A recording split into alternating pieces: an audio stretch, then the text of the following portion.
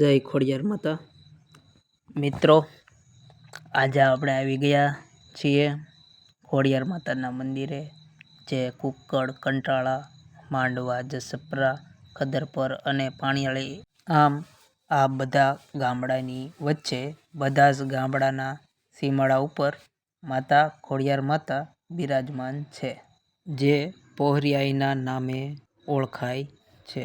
અહીંયા માતાજી તળાવની અંદર ત્રિશૂળ રૂપી બિરાજમાન છે અને મામાદેવ બિરાજમાન છે। જ્યારે તળાવ ખાલી થાય છે ત્યારે માતાજી અને મામાદેવના દર્શન થાય છે। અહીંયા માતાજીના મંદિરે, તળાવમાં અનેક કાચબાઓ, માછલીઓ તેમજ બતક તેમજ અન્ય જીવનો વસવાટ છે। માછલીઓનું કેટલું મોટું ઝુંડ છે, તો ચાલો મિત્રો આપણે માછલીઓને નિહાળીએ। આ માછલીઓ કેટલાય લોકોએ મમરા પાણીની અંદર નાખ્યા છે, એટલા માટે એ લોકો ખાવા માટે અહીં વલખા મારે છે। પણ લોકોએ સમજવું જોઈએ કે તળાવમાં રહેતી માછલીઓ માટે સંપૂર્ણ ખોરાકની કુદરતી વ્યવસ્થા કરી જ છે। આથી વધુ કુદરતી પ્રક્રિયામાં હસ્તક્ષેપ ન કરવો વધુ યોગ્ય છે।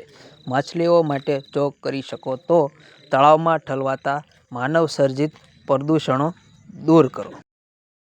મિત્રો, હું તો માતાજીના દર્શને અહીંયા આવ્યો, મને માતાજીના સાનિધ્યમાં ખૂબ મજા આવી અને તમે પણ પરિવાર સાથે અહીંયા માતાજીના દર્શને આવો એવી મારી શુભકામનાઓ।